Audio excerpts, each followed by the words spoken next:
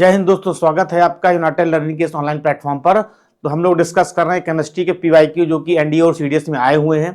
तो स्टार्ट करते हैं आगे के पीवाईक्यू। तो देखते हैं आज का पहला question. Which one of the following is the chemical formula of washing soda. Washing soda का केमिकल फॉर्मूला भैया कई बार आ चुका है। तो Na2CO3.10H2O ये होता है वाशिंग सोडा का केमिकल फॉर्मूला।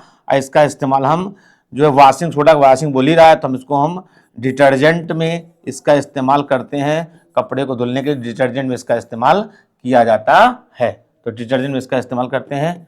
ठीक है, तो हो जाएगा वाशिंग सोडा, यानी कि आपका बी ऑप्शन यहाँ पे आपका सही हो जाएगा। देखते हैं अगला question. Which of the following is not true for bleaching powder. Bleaching powder formula होता है CaOCl2। कैल्शियम ऑक्सीक्लोराइड को ब्लीचिंग पाउडर कहा जाता है। तो ब्लीचिंग पाउडर का इस्तेमाल it is used as a reducing agent in chemical industries. तो भैया रिड्यूसिंग एजेंट कह रहा है, जबकि ऑक्सीजन इसमें एंटर है, तो गलत है। इसको ऑक्सीडाइजिंग एजेंट के रूप में इस्तेमाल करते हैं, ना कि रिड्यूसिंग एजेंट के रूप में। तो ये ऑप्शन यहाँ पर गलत हो गया। It is used bleaching powder pulp paper factory, बिल्कुल सही। पेपर इंडस्ट्री में पेपर को ब्लीच करने के लिए इस्तेमाल करते हैं, बिल्कुल सही है। It is used for a disinfected drinking water. ठीक है, ब्लीचिंग पाउडर पानी को साफ करने के लिए इसका इस्तेमाल करते हैं, बिल्कुल सही। ब्लीचिंग पाउडर को पानी पता सबको पता, जितना स्विमिंग पूल में जो पानी होता है वो साफ करने के लिए ब्लीचिंग पाउडर का इस्तेमाल किया जाता है, सुना हुआ कॉमन यूज है इसका। It is use bleaching linen textile industry, तो कपड़े की इंडस्ट्री में इसका इस्तेमाल करते हैं, वस्त्र उद्योग में इसका इस्तेमाल किया जाता है। ठीक है, तो ये भी ऑप्शन सही है। कौन सा नहीं सही पूछ रहा था, तो बी सी डी ये तीनों आपके मतलब कि सही है। कौन सा नहीं सही है, तो आपका अकॉर्डिंग टू क्वेश्चन अगर बात करोगे, तो अकॉर्डिंग टू अगर क्वेश्चन बात करोगे तो आपका ए ऑप्शन यहाँ पे सही होगा, यानी ये सही नहीं है।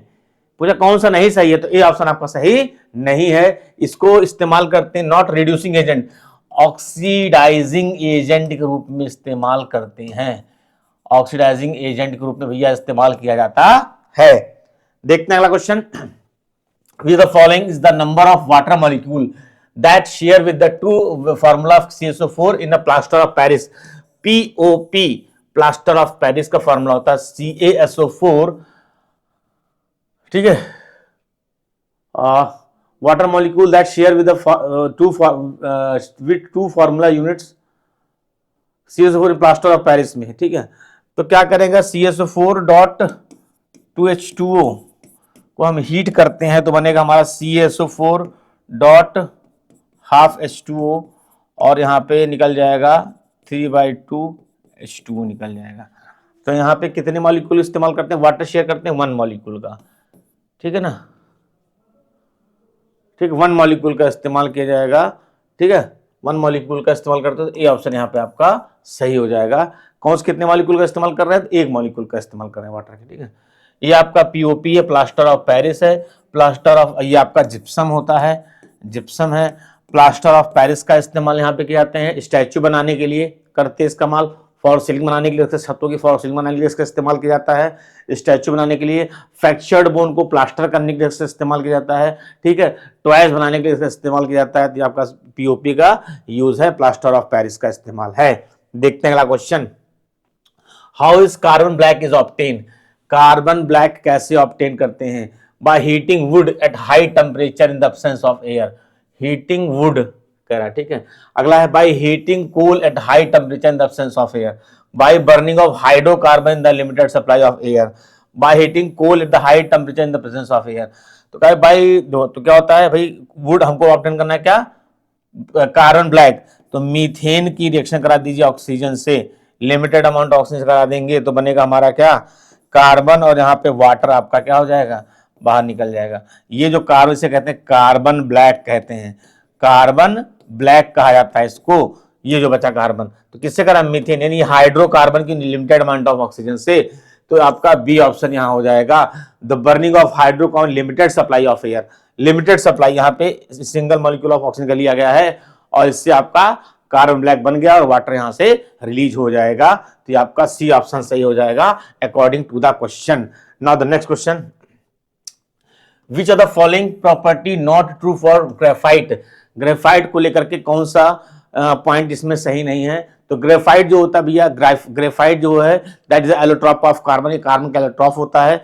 ये जो होता है sp2 हाइब्रिडेशन को रिप्रेजेंट करता है। ग्रेफाइट जो होता है एज हम ड्राई लुब्रिकेंट के रूप में इसका इस्तेमाल करते हैं। ड्राई लुब्रिकेंट मतलब कि लुब्रिकेंट क्या होता है, जो फिसलनदार होता है या फिसलने में मदद करता है, तो उसको हम ड्राई लुब्रिकेंट मशीनों में इसका इस्तेमाल करते हैं। जो मशीनों में की जो आवाज आती है चर चर की, वो आवाज खत्म हो जाती है और मशीनों में कोई नुकसान नहीं होता है, डैमेज होने से उसको बचा लेते हैं। ठीक है, इसके जो कार्बन को जो एलिमेंट्स होते हैं, जुड़े होते हैं, वो डीलोकलाइज्ड होते हैं, डीलोकलाइज्ड इलेक्ट्रॉन होते हैं, जिसकी वजह से इसमें जो है कंडक्टिविटी हो पाती है। तो देखिए hybridisation of the each carbon atom is sp3, गलत। इसमें अगर हाइब्रिडेशन बात करते थे जो होता है sp2 शो करता है, sp2 हाइब्रिडेशन शो करता है, ये डाइजेशन शो करता है। ये कह रहा है कि sp3 करता है, तो ये गलत हो गया पॉइंट, ये गलत पॉइंट। ठीक है, देखते हैं hybridisation of each carbon sp2 बिल्कुल सही है, sp2 शो करता है, बिल्कुल सही है। Electrons are delocalise over the whole sheet of atom, बिल्कुल सही भैया। इलेक्ट्रॉन जो होते हैं डीलोकलाइज्ड होते हैं, जिसकी वजह से ये कंडक्टिविटी कर पाता है, इसमें से इलेक्ट्रिसिटी पास हो पाती है। Each layer is composed of hexagonal rings, बिल्कुल सही है। ईच लेयर जो होती है हेक्सागोनल रिंग से बनी होती है, बिल्कुल सही है। ये इस तरह से कुछ बनी होती है, तो हेक्सागोनल रिंग बनी है भैया, ये देखिए हेक्सागोनल रिंग बनी होती है, तो बिल्कुल ये सही स्टेटमेंट सही है, ये स्टेटमेंट भी सही है। ठीक है, तो आपका ये भी स्टेटमेंट सही है, लेकिन कह रहा नॉट ट्रू, कौन सा सही नहीं है भैया? ए ऑप्शन सही नहीं है, ए ऑप्शन आपका यहाँ पे सही नहीं है, क्योंकि sp2 हाइब्रिडेशन शो करता है, ना कि sp3, तो ये आपका गलत हो जाएगा। ठीक है ना। ग्रेफाइट का यूज मैंने बता ही दिया है, ग्रेफाइट का यूज हम डाई लुब्रिकेंट के रूप में इसका इस्तेमाल किया जाता है। ठीक है, अगला देखिए, विच of the following is the purest form of carbon? इसमें से प्योरेस्ट फॉर्म ऑफ कार्बन कौन है? Charcoal, Coke, fullerene and carbon black. तो इसमें जो फुलरिन है, फुलरिन को हम क्या बोलते हैं? फुलरिन को हम बोलते हैं बकमिस्टर फुलरिन बोलते हैं। ठीक है, फुलरिन इसको बोला जाता है, और ये बना होता है 60 to 70 कार्बन से बना होता है, ये 62 कार्बन से बना होता है, और इसमें कार्बन परसेंटेज मैक्सिमम होती है, मैक्सिमम कार्बन परसेंटेज होती है, मैक्सिमम कार्बन परसेंटेज होती है, इसमें मैक्सिमम कार्बन परसेंटेज होती है 60 सार। और इसका स्ट्रक्चर जो होता है cage like structure, cage like इसका स्ट्रक्चर होता है, केज लाइक स्ट्रक्चर कह लो, या फिर आप जो है सॉसर बॉल, फुटबॉल की गेंद जो होती है, सॉसर बॉल की जो स्ट्रक्चर होता है, उसके स्ट्रक्चर का ही होता है। तो ये आपका जो आंसर हो जाएगा that is C of purest form of carbon का जो सी ऑप्शन यहाँ पे आपका सही हो जाएगा। ठीक है, सी ऑप्शन आपका यहाँ पे सही हो जाएगा। देखते हैं अगला question. The poisonous nature of carbon monoxide is due to, carbon monoxide बहुत जहरीली गैस है, ये पॉइजनस गैस है, पॉइजनस नेचर है ये इसका, पॉइजनस नेचर है इसका। तो पॉइजनस नेचर इसका, तो जो इसका पॉइजनस नेचर है वो क्यों है? क्योंकि कार्बन मोनोऑक्साइड जो होती है, ये जब इनकम्प्लीट कंबस्शन होता है, इनकम्प्लीट कंबस्शन होगा, तो ये इनकम्प्लीट कंबस्शन में ये, ठीक है, इनकम्प्लीट कंबस्शन में रिलीज होता है। ठीक है, रिलीज होता है ये इनकम्प्लीट, जब कंबस्शन होता है तो रिलीज होता है कौन? कार्बन मोनोऑक्साइड रिलीज होता है, पॉइजनस नेचर का होता है। इनकम्प्लीट कंबस्शन में क्या करता है? ये रिलीज होता है, और ये क्या करता है, ये हम जब उसको हम इनहेल करते हैं तो हमारी बॉडी में जाके ब्लड से हमारे होमोग्लोबिन मिक्सअप हो जाता है। ठीक है, तो ability to form a complex with haemoglobin, ठीक है, होमोग्लोबिन बनाता है। ठीक है, ability to reduce some metal oxide, गलत। Property of having one sigma bond, ये भी कोई मतलब नहीं इसका। इनसॉल्युबिलिटी इन वाटर, वाटर में घुलता नहीं है, तो ये भी गलत है आपका, वाटर में घुल जाता है। Ability to form compound, complex compound haemoglobin के साथ मिला करके, और जो हमारी बॉडी के लिए क्या है, बहुत ज्यादा हानिकारक होता है। तो यहाँ पर अकॉर्डिंग टू द क्वेश्चन, क्योंकि हानिकारक, क्योंकि हमारी होमोग्लोबिन मिल करके, ब्लड के होमोग्लोबिन मिल करके कॉम्प्लेक्स कंपाउंड बनाता है, जो हमारी बॉडी के लिए हानिकारक होता है। तो देखते हैं अगला question. Which of the following element is needed in human body transfer electric signal by to the nerve cell? ठीक है, इलेक्ट्रिक सिग्नल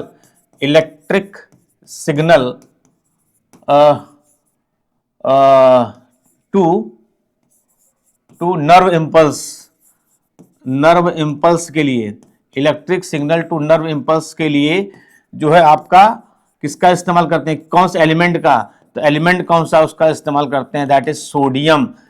ब्रेन तक सिग्नल ले जाने के लिए कौन सा एलिमेंट का इस्तेमाल करते हैं, द आंसर इज सोडियम।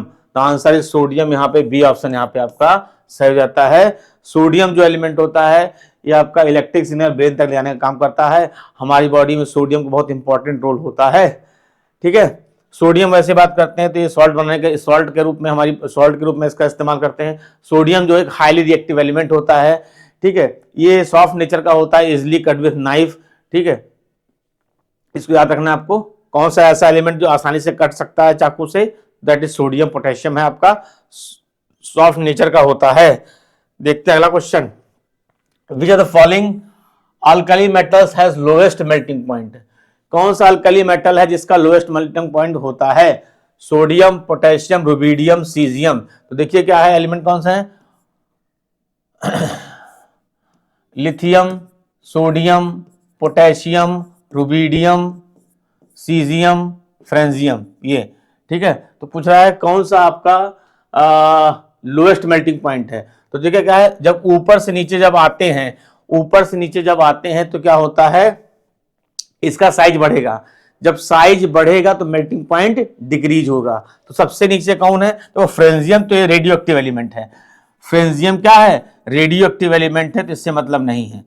तो उससे पहले कौन सा एलिमेंट है, सीजियम। तो सीजियम जो होता है ये जब प्रोडक्ट टेबल में जब ऊपर से नीचे तरफ आते हैं तो उसका जो भी एलिमेंट होगा उसका साइज इंक्रीज करेगा, और साइज इंक्रीज करेगा तो मेल्टिंग पॉइंट डिक्रीज करता है। तो सीजियम इसका सही आंसर हो जाएगा, डी ऑप्शन यहाँ पे करेक्ट हो जाएगा कि सीजियम जो है, और ऊपर जो एलिमेंट होते हैं उनका साइज छोटा, तो जिसका साइज छोटा उसका melting point boiling point high होगा। जैसे जैसे नीचे आएंगे मेल्टिंग पॉइंट डिक्रीज करता है पीरियोडिक टेबल में, तो सीजियम इसका सही आंसर हो जाएगा, डी ऑप्शन इज करेक्ट। देखते हैं अगला question, which are the following metals alloyed with sodium to transfer heat in nuclear reactor. कौन सा ऐसा मेटल है जिसका इस्तेमाल हम करते हैं सोडियम के साथ में कि heat in nuclear reactor transfer करता है, पोटेशियम, कैल्शियम, मैग्नीशियम, स्ट्रोंशियम। तो जो हीट न्यूक्लियर रिएक्शन को ट्रांसफर करता है तो दैट इज, ये कंपाउंड जो बनता है ट्रांसफर करने वो है ये, उसका सिंबल ये होता है। तो सिंबल ये होता है करा कि कौन सा ऐसा मेटल अलॉयड है विद सोडियम के साथ में, कौन सा एटम, तो कौन है ये, पोटेशियम है। तो इसका ए ऑप्शन से जाएगा। जो न्यूक्लियर रिएक्टर में हीट ट्रांसफर करता है वो कौन है, इसका सिंबल होता है Na। Na मतलब सोडियम पोटेशियम। तो सोडियम पोटेशियम कह रहा है, तो इसमें सोडियम के साथ कौन है, सोडियम के साथ कौन है, पोटेशियम है। यानी ए ऑप्शन यहाँ पे आपका सही हो जाएगा। देखते हैं अगला question, the atomic number of element is 8। कोई एलिमेंट है उसका एटॉमिक नंबर कितना है, 8 है। How many electron will it gain to form compound with sodium. तो एटॉमिक नंबर इसका 8 है, तो इसका आएगा 2,6। 2,6 आ रहा है, तो बाहर वैलेंसी कितनी आएगी, तो भैया मैंने कहा था अगर वैलेंसी आउटर मोस्ट पे 1 इलेक्ट्रॉन है तो वैलेंसी 1, 2 आए तो वैलेंसी 2, 3 आए तो वैलेंसी 3, 4 आए तो वैलेंसी 4, और जैसे ही 5 आए तो क्या करोगे, 5 - 8 वैलेंसी -3, 6 - 8 वैलेंसी -2, 7 - 8 वैलेंसी -1, 8 - 8 वैलेंसी 0। ठीक है, ये वैलेंसी की बात कर रहे हैं।